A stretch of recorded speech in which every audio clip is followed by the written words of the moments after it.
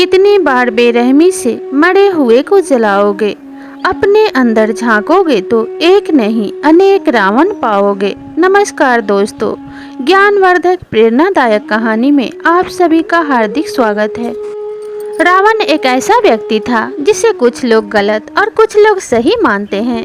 रावण महान शिव भक्त, प्रकांड पंडित एवं ज्योतिषी भी था, जिसने शिवखंड की रचना की थी। रावण की 7 ऐसी बातें जिसे आप अगर अपने जीवन में अपनाते हैं तो आपको सफल होने से कोई भी नहीं रोक पाएगा, और ये बातें आपको दूसरों से हमेशा आगे रखेंगी और जीवन में सफल बनाएंगी। अगर इन 7 बातों में से आपने एक भी बात मान ली तो आप हमेशा अपने जीवन में दूसरों से आगे रहेंगे और एक सफल व्यक्ति बनेंगे। तो चलिए उन बातों को गौर से समझते हैं। तो रावण की सबसे पहली बात जो हमें सीखनी चाहिए। रावण एक दृढ़ निश्चय वाला व्यक्ति था। वो जो एक बार फैसला कर लेता था कभी भी उससे पीछे नहीं हटता था। रावण ने अपने नाना सुमाली से कहा कि मृत्यु का भय एक वीर पुरुष को कभी भी अपने रास्ते से नहीं हटा सकता। एक बार मैं जो फैसला कर लेता हूँ, भले अब मृत्यु ही आ जाए, लेकिन मैं उससे पीछे नहीं हटता, क्योंकि मृत्यु तो एक दिन सभी को आनी है। लेकिन जो कायर के भांति जीता है वो मृत्यु से पहले ही कई बार मर जाता है। चाहे जो भी हो जाए, लेकिन एक बार फैसला कर लो तो उस पे अटल रहो। रावण की दूसरी बात जो हमें उससे सीखनी चाहिए, किसी की परवाह मत करो। बिना किसी की परवाह किए बिना अपने जीवन में आगे बढ़ते रहो। हनुमान जी द्वारा जब लंका का दहन हो गया तब रावण ने अपने मंत्रियों से कहा कि यह संसार ऐसा है कि जब आप किसी के स्वार्थ को पूरा करते हैं तो आप देवता बन जाते हैं, और जब आपसे किसी का स्वार्थ पूरा नहीं होता तो आप दानव बन जाते हैं।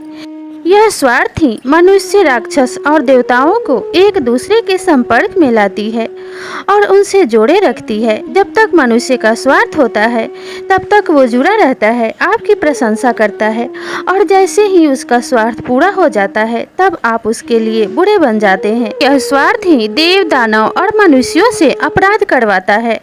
जिससे आपका स्वार्थ सिद्ध नहीं होता उससे आप दूर हो जाते हैं। इसलिए जो मनुष्य स्वार्थ रहित अपना जीवन व्यतीत कर सके वही पुरुषोत्तम कहलाने योग्य है। रावण की तीसरी बात जो हमें उससे सीखनी चाहिए कि कभी भी जो बीत गया उसकी चिंता मत करो। जो आने वाला है उसके लिए चिंतित होकर अपने वर्तमान को नष्ट मत करो। जो वर्तमान में जीता है वही सच्चा सिद्ध पुरुष कहलाता है, और वही अपने आने वाले भविष्य को भी सफल बनाता है। जब श्री राम की सेना ने लंका को चारों तरफ से घेर लिया और रावण के अनेक वीर योद्धा युद्ध में मारे गए, तब रावण ने अपने भाई कुंभकर्ण को जगा दिया। तब कुंभकर्ण ने रावण को समझाते हुए कहा कि आप ही लंका के बर्बादी के कारण हैं, और आप ही के कारण यह लंका शमशान बन गई है और आपकी पराजय निश्चित है।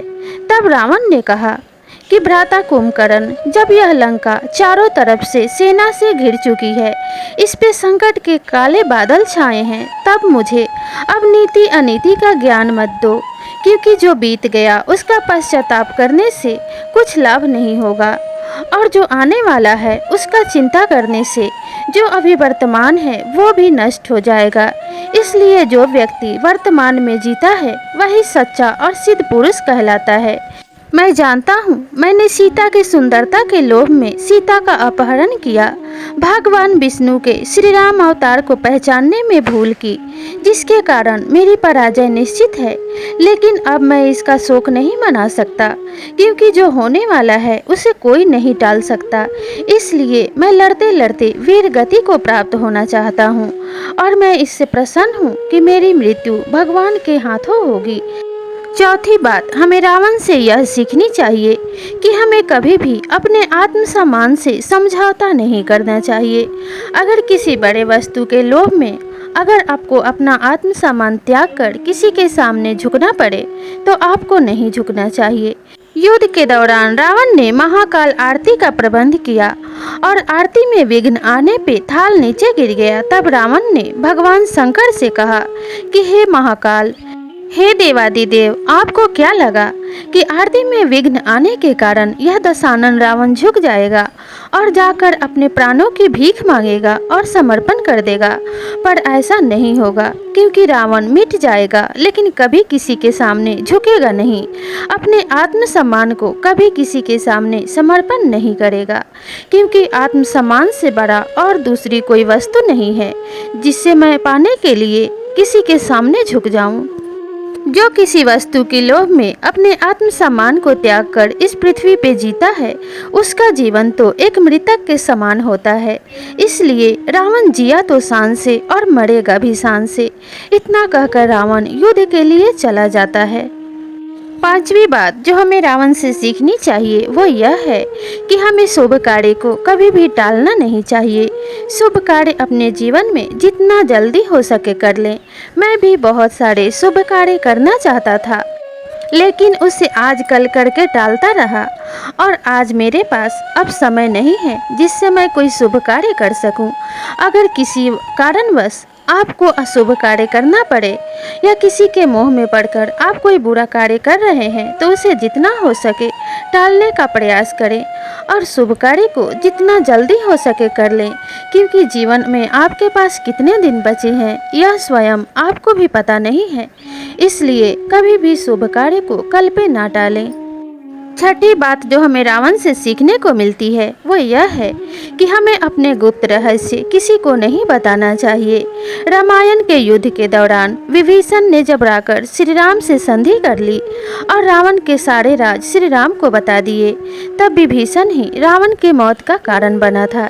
इसलिए रावण ने कहा है कि चाहे वह आपका भाई हो या आपकी पत्नी हो या आपका परम मित्र ही क्यों ना हो, उसे कभी भी अपने गुप्त बातें ना बताएं, क्योंकि आपका परम मित्र कब आपका परम शत्रु बन जाए यह कोई नहीं जानता।